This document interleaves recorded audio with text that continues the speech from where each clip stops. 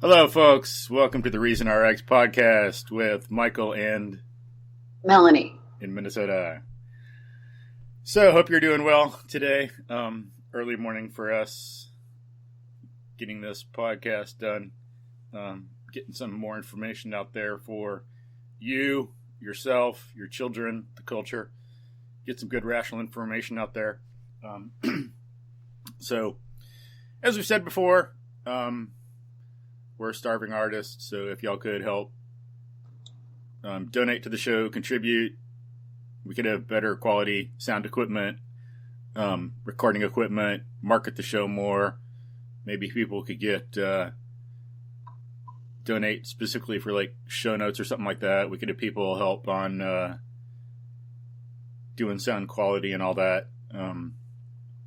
Some other thing like that. That would be cool. But we're doing the best we can right now. So, excuse me. So, and we got Patreon and PayPal for that. Links in the show notes. And then, if you find this valuable, then you enjoy it yourself, please share it with other parents, people who are parents. Share it with your friends, teachers, school administrators. We got some important ideas in here. We need to get out into the culture more and spread, because education's fundamental, very important aspect of human culture and thriving and flourishing. So it helps us, helps the culture. It's better all around. Because we gotta help other people a lot, because then that redounds upon us too. The better everyone can be in their thinking and decision making and awareness of how the world works, then that makes it better for us individually. So, yeah. Anything to add, Melanie? Well, and as children, we really get one chance, one shot at giving them the best education and start in life, because they've got their whole life ahead, and it all depends on how it started. Yeah. What kind of education they had. Yeah. How they view the world. So. Yeah. Important, very important stuff. And no one better than Charlotte Cushman to get us really deep into the trenches on what we need to do that. Yeah, and we've talked about Montessori education in past episodes. Excuse me, sorry, folks. A number of times we've talked to Charlotte, talked about Montessori and brought it up. So, of course, naturally, logically enough, we want to talk more specifically about Montessori education. And so today we have Charlotte Cushman on the show talking about Montessori, about education, about discipline. Can you say hi and tell us about yourself, Charlotte? Hello. Well, I graduated from Lewis and Clark College in 1972 with a degree in elementary education, but I knew that I wanted something more. I had gone to some Montessori classes with my sister, and I was learning more in one or two classes with her than I did in 4 years of college. So I knew the classes that I went to with her were Montessori classes. So I knew that's what I wanted to do. So I went directly from college into taking my Montessori training, and then I taught for over 40 years. And then I wrote a couple books, Montessori, Why It Matters for Your Child's Success and Happiness, and then a children's book called Your Life Belongs to You. And excellent. Yes. That about brings you up to date. Cool. So you had a 4-year degree in elementary education, you say? Yeah. And then did you get certified Montessori, or just kind of learn it on your own, or what? No. After I graduated from college, then I took Montessori training from Lena Wikramaratne. She was a colleague and friend of Maria Montessori. Oh, wow. And she actually, Montessori lived with her when she fled to India. Oh, wow. I don't remember how many years that was, but so yeah, it was really a very good training class. Her. How do you spell her name?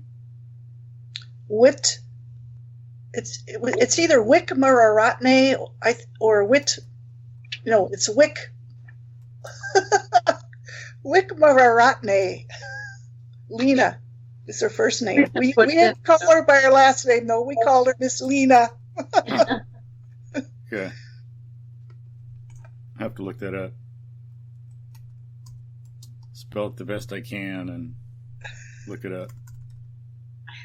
It should be in that book somewhere, Melanie. It is. It's in the Good. Acknowledgement. Yeah. Cool. But wow, that's pretty cool. It'd be like someone. Pardon? It was really neat because she would tell us personal stories about Maria Montessori. Yeah.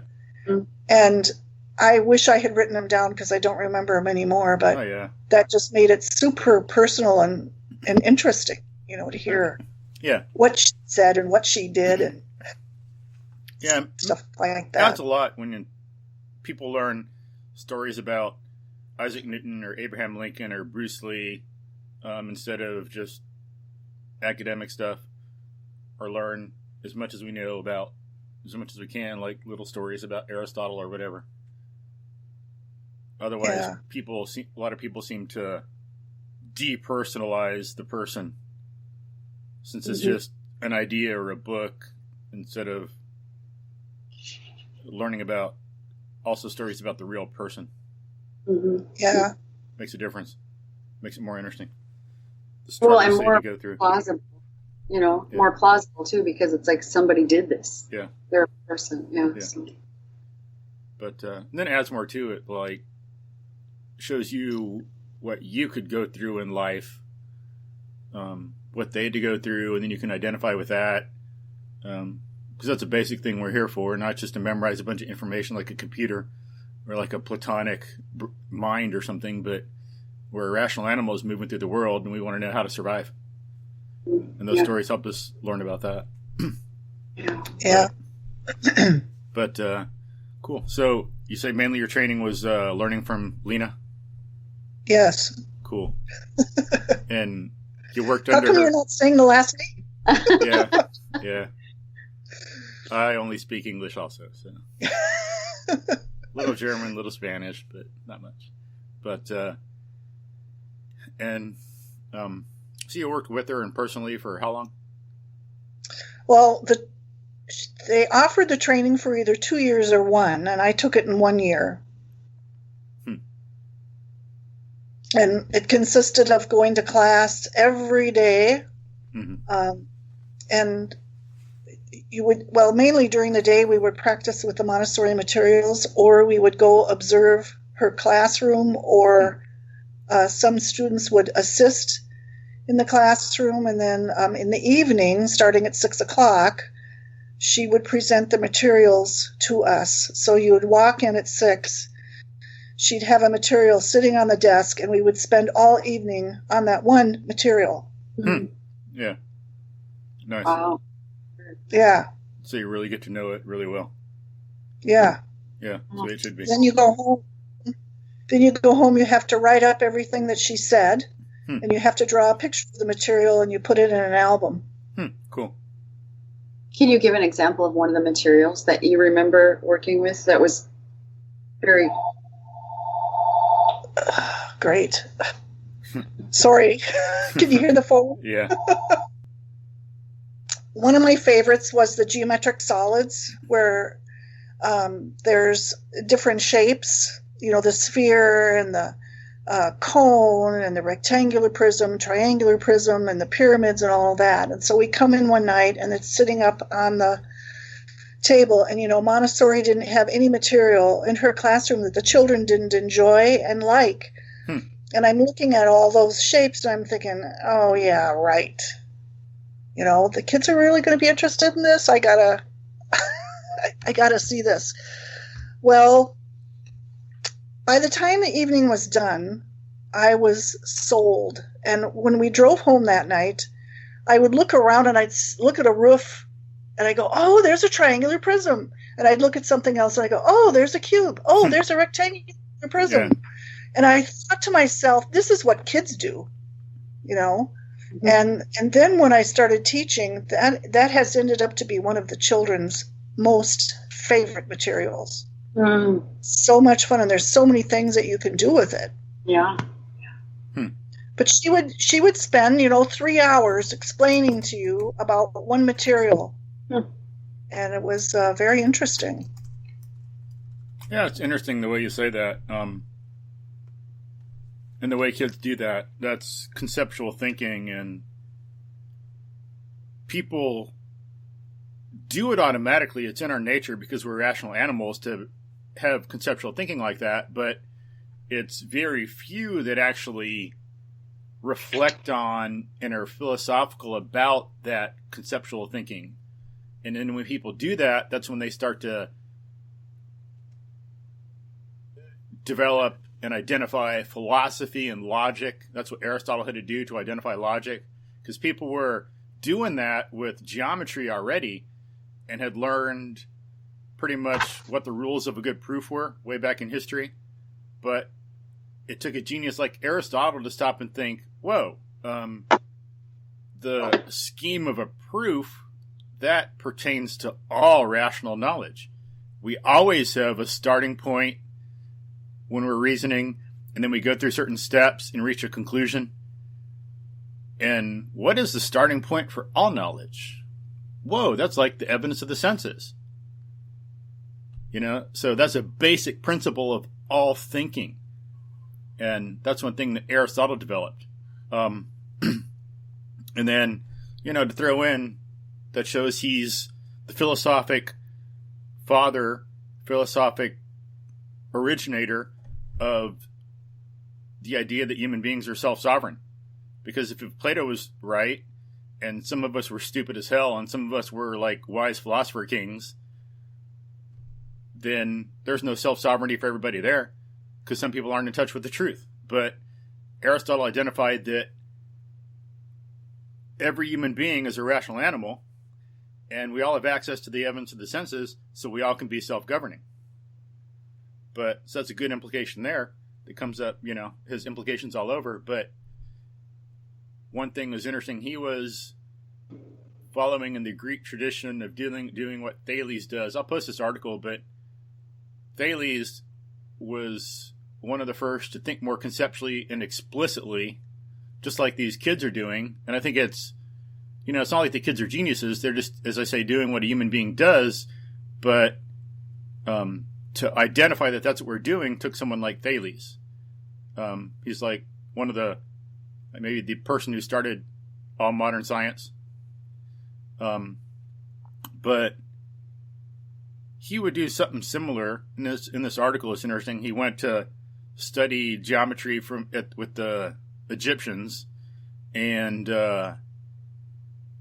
then he would start to see triangles everywhere, just like you're saying. It was so interesting. It's like pretty much the same thing. You're saying, oh, look, there's a triangular prism. Oh, there's a rectangular prism. He was like, whoa, there's a triangle, and whoa, there's a triangle. And then he was able to use facts about triangles to figure out the heights of some pyramids that the Egyptians didn't even know.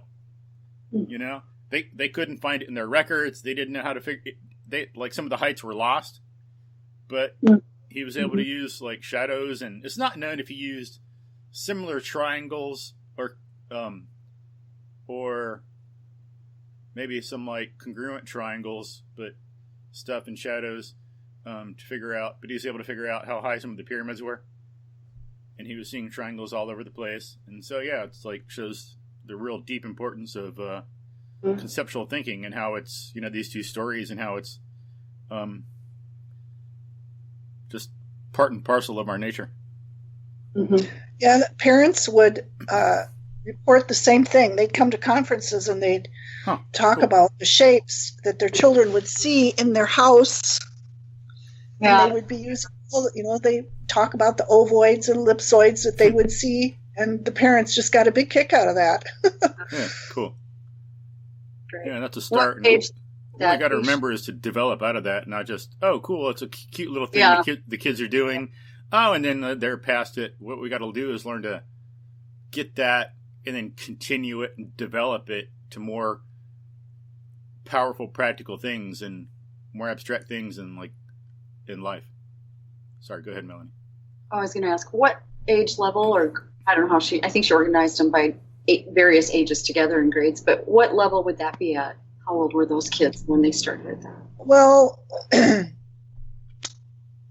Montessori would present children with work when they were ready for it. Okay. So it wasn't done according to group, it was just done according to when that specific child is ready. Mm-hmm. And with the geometric solids, I would not present it if a child really lacked a lot of coordination, because I have to be careful with them. We don't allow the children to just throw things around and knock things over and stuff. But if you have a child that has a lot of control at 2, you could present like maybe just 3 of the geometric solids to them, and then increase it, as they get a little bit older. But generally speaking, 4-year-olds for sure, providing they have that coordination. But usually by 4 they do, is when you pretty much start that. But you can do it with 3-year-olds as well. Yeah, if they're ready. I find the same thing with teaching piano. There are some kids that people want to start at 3, and I say I have to see if they're ready. I mean, there's just a sort of eye-hand coordination that some 3-year-olds might have. Very rarely, though. Very rare. But by 5, 6, 7, that should be there by then. So, the assessment is very important. Otherwise, the child, almost from the beginning, learns, I can't do this. But, in fact, it's just too early for them. Mm-hmm. Right. Yeah. Well, another thing, too, that's pretty interesting is some parents have this attitude. If they want to start their child in Montessori at age, they can get distressed because, there's these little 2 and 3-year-olds, and that's going to bring my child down, and blah, blah, blah. And it's interesting because a lot of times those 2 and 3-year-olds can be farther ahead than the 5-year-olds because of their exposure to things like the geometric solids, Yeah. Well, and the children don't know. That's not something they're sitting there judging themselves against other 2 or 3-year-olds, right? I mean, are they sitting there? They're just enjoying the material and what they're doing. They aren't sitting there checking it. That's a parental thing, I think. Right. That's exactly right. Yeah. It's the, because of the way we were raised, most of us were not raised in the Montessori environment. And so they have a different view of how they think things are going to go than how things actually go. So you're helping parents kind of get figured out here too, a little bit along the way. Like there's a little informal training for them as well as like what to expect, what would be a reasonable thing to see kind of thing. Right. Well, yeah, at our school, I would give, and I still do at the school that we used to work at, but I'd give 5 demonstrations. One was on practical life, and then sensorial, and then math, and then language, and then discipline. And I would give those talks at the beginning of the year. And then throughout the year, in the newsletters, I would put articles on different things. And that's kind of how my book came about, was from writing these articles for parents. Oh, okay. Right. Cool. Let me see. So we got your training. Before we get into the book, like, how many Montessori schools were you involved with? Well, after I took my Montessori training, I taught for a year in Portland, Oregon, as an assistant at a Montessori school. And then I was at a parent-owned, parent-run school in Minnesota for 11 years. And then I had my own Montessori school with my best friend, and we had that school for 15 years. And then my husband had started a elementary Montessori school. So when my best friend retired, then we bought her out, and then my classroom, or our classroom, became a part of his school. And that ran for, I think, 16 years. 16. I think. Or maybe more. I don't remember. A lot of educational experience. Sure, that's great. So administrative and teaching? Yeah. And Okay. entrepreneurial. Yep, entrepreneurial for sure. Yeah. Cool. Mm. But yeah, a long time. And then you're still involved with the Montessori school or not? Or I am. Our two of our children work there. One works as a co-administrator. The other one is teaching. She's teaching the same level I did. And then 4 of our grandkids go there. And then one of my husband's daughter-in-law, well, my stepdaughter-in-law, she's on the board there. So yeah, we're still involved, and I still go there, and sometimes I'll sub, or I will give a talk to either the staff or the parents on different things.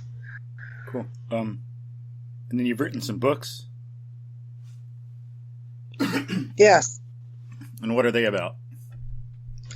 Theater. Well, the first book that I wrote is about Montessori, and then the second book that I wrote is called Your Life Belongs to You, and it's about the founding of America. Yeah. And it's a unit that I taught to the children when I was teaching, and so I developed it into a book. So, like, the kids liked it a lot, and They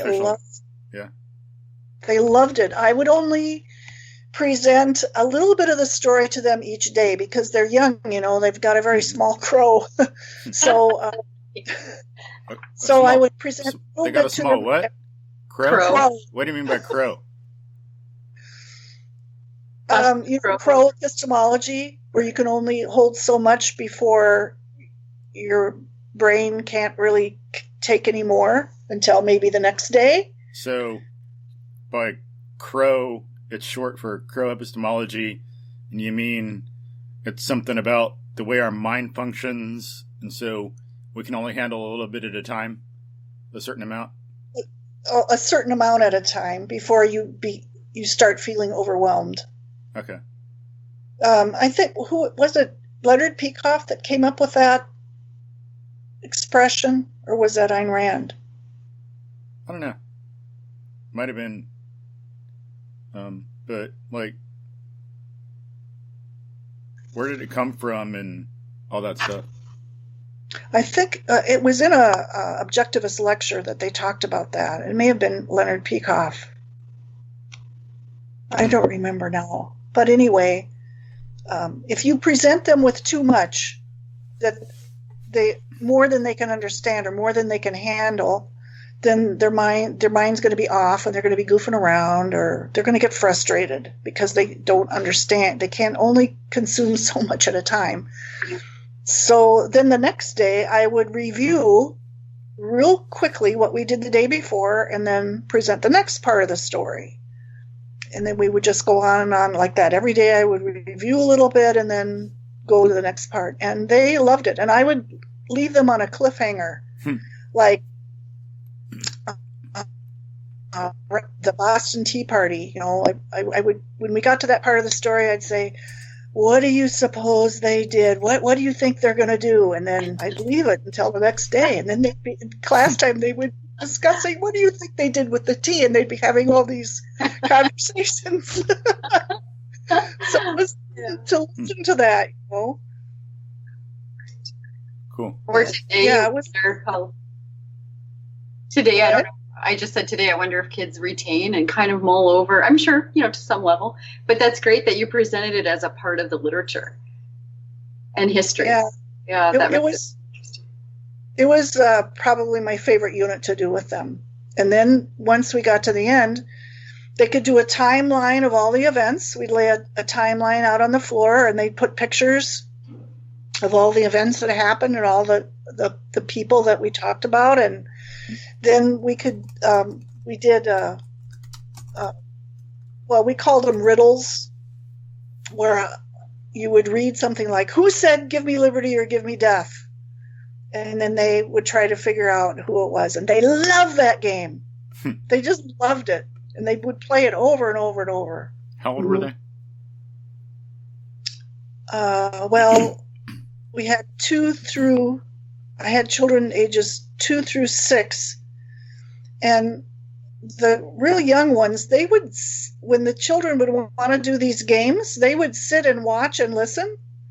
They might not say very much like the older kids, but once in a while, one of them would come out with, the answer would just pop right out of their mouth. You know, they enjoyed it, even though they were young and couldn't remember it all. But yeah.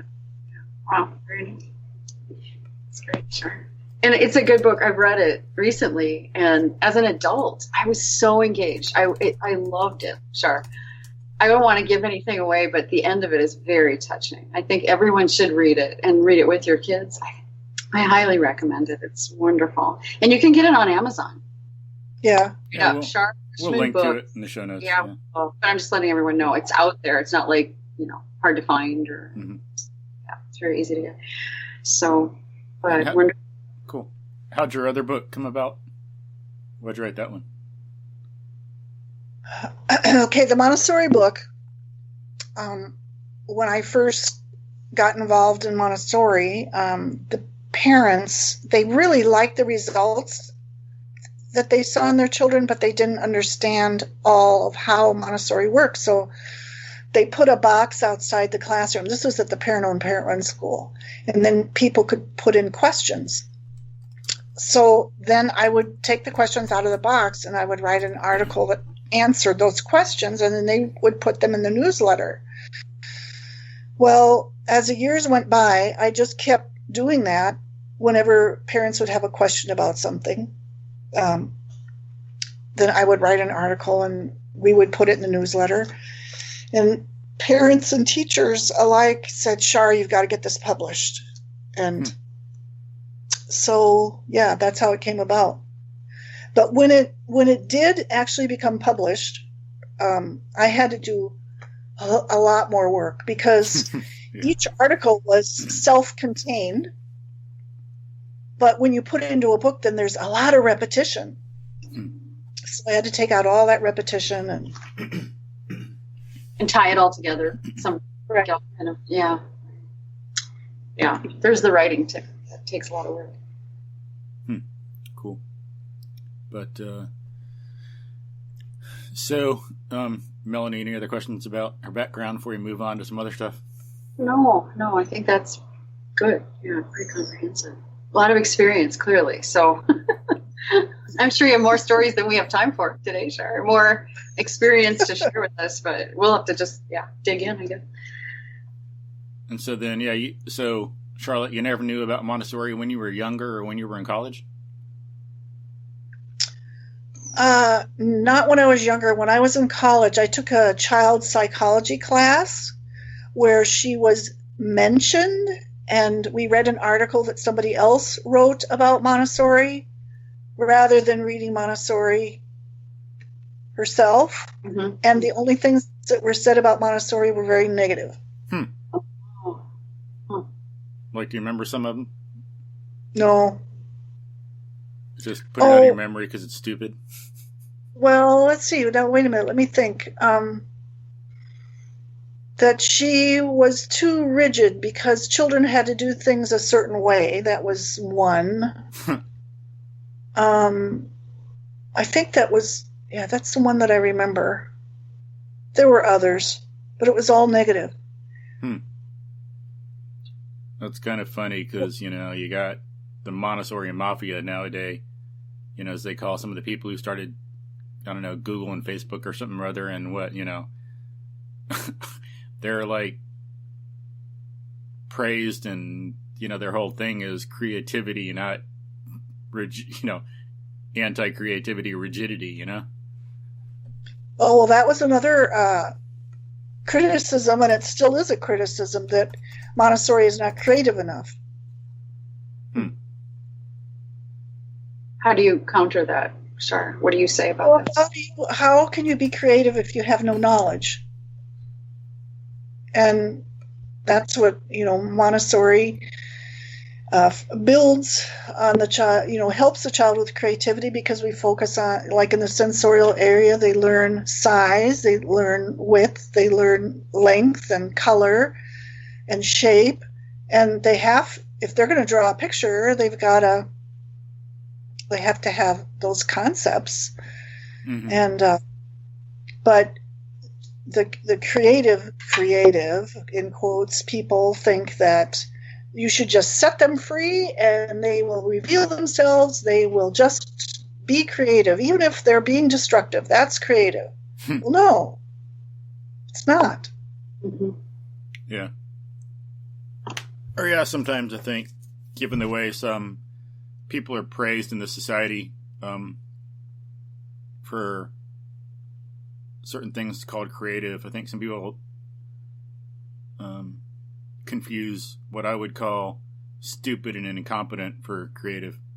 You know, I don't think that's a lot of people at large. It's just like some modern philosophers, you know, not all philosophers, but some ones that are into the more modern Platonic, Kantian, Deweyan stuff. And then you got this, you know, nonsense where so-called music where they don't play anything for like 3 minutes and what a great piece of music. Or someone gets this like canvas and does nothing to it. Whoa, that is so deep. You're so creative. Look at that. It's like nothingness, yet there's something there. And this other crap about like some canvas with like blue with this black line across, and you have someone at Sotheby's or something talking about, whoa, look at this black line and how it goes across and it has some metaphysical meaning or something. It's just, that is not creative. That is just stupid, pathetic nonsense. You know? I agree. I agree totally. Well, that's creativity in a void. If you're not creative, that's the creativity, basically. Yeah. I mean, what is that saying about actual creativity? Yeah, so it's like, so what Charlotte's talking about is more like Mozart learning the basics of music when he's young, and then being able to manipulate that, do different things, come up with new, like, be able to express emotion and human feeling and musical form. Instead of writing literature, he kind of like wrote the same stuff in music. But it was because he was so good at the craft. It's like making music is a craft, and you got to know the tools and the materials. Yeah, and to the credit of Mozart's father, Leopold, he was an excellent composer, and he gave Mozart everything he could, and Mozart took it and ran with it. So yeah, that's really fast and really, really far. Yeah. I've actually spoken with a parent or two. This is one particular one who said she believed we should delay reading with kids as long as possible so that their imagination has a chance to get there first. So like not just getting them into stories and reading, because then they won't really think for themselves. Don't let them read. Just let them think about things that might come to them. Oh gosh. So I said, yeah, I mean, where do you begin? Yeah, it's hard to know where to begin. It's hard to know where to begin when somebody says something like that. Oh my gosh. Yeah. I think there's there's a contradiction there. I think they're not recognizing, kind of like we've talked about maybe with Dr. Bernstein in a previous episode, Dr. Bernstein, the philosopher, because some people think, well, either you have the kids read Shakespeare or you have the kids read stuff they enjoy. Wrong. They can do both. And they, you should be interesting enough as a teacher to make Shakespeare relevant and interesting. Get with other teachers, learn how to do it. Yeah, it could, you don't know how to do it right now? Well, learn. But same thing with like this. They can think for themselves and learn to read. Yeah. It's not like one or the other. I got to tell you a story about the Shakespeare thing. When I grew up, I hated to read Shakespeare. I just hated it. And our kids, when they were in Montessori, were exposed to Shakespeare at a much younger age. So our older daughter, when she was in 5th grade, she was reading Shakespeare, and she loved Shakespeare. Oh, wow, cool. She went to the library, and she couldn't get about Shakespeare. And she goes over to the woman, to the librarian. She goes, "Where are your Shakespeare books?" And I'll never forget it. The woman looked over her glasses like this, What school do you go to? But my view on that is a lot of times kids are exposed to it too late. She was exposed to it young enough where she thought it was great. She goes, Mom, everything rhymes. Mom, the repetition is great, And I think, if you get them when they're in that sensitive period for those things, then they really enjoy it. They don't have to worry about whether they're going to like it or not. I mean, this isn't to say every child's going to like it, but chances are, if you get them at the right time, they will enjoy it. And Char, you mentioned in your book that very concept sensitive period. You called it in your book. And I was thinking it'd be good to have you kind of talk about that a little bit. Is there that window? I think that's maybe kind of what you're getting at. But go ahead and use. But we'll have to do that next time because it's about 10:45. It's 30:10. Oh my gosh. Yeah. Yeah, it went fast. So quick, Char, 30 seconds. So we got. So we talk about her background in the future, folks. We'll have to get with Charlotte again, and we'll talk about what Montessori is. Talk about learning, education, how to tell a real Montessori from not, what parents and teachers can do to use some Montessori methods and tools and principles with their own children and students, and talk about discipline. But we got life ahead of us, so we'd love to keep talking, clearly, but we got to head out and do some things, so we'll have to have future episodes. So sorry it was short, but thank you, Charlotte, for taking the time out to get started on this discussion of Montessori education. Well, it was a lot of fun. Yeah. So I look forward to the next one. Yeah, it'll be soon. We'll talk to you soon, Char. Definitely. Thanks so much. Thank you. Okay, bye-bye. So we hope you enjoyed it, folks, and we'll be talking to Charlotte soon. Remember, if you could help donate, contribute to the show so we can get more ideas like this out, have better quality software, better quality recording equipment, get a better microphone and all this stuff, because as we say, we're starving artists. I'm not Bill Gates, so I can't do podcasts 24/7 and record all this stuff myself and be set for life. I think Melanie's the same. Yeah. It would be nice if we could get the word out and do a little PR, that'd be nice. Yeah, if you could like the show, leave some rational reviews, help, share. Yeah, share this with people who are parents, people who are teachers, people involved in education. Help spread these good, rational ideas because they're beneficial to our children and our students, and and you love your students, your kids, you want to take care of them. So, this stuff really matters, and it'll help improve the culture, and and then that comes back to you. If we got people who can live in the world better, then we got more people we can admire, do business with, learn from. Yeah, all kinds of things. Find inspiration. Thank you. Yeah, it's make great. a better world. So cool. So hope you enjoyed it again, folks, and we will talk to you all soon. Bye. Bye.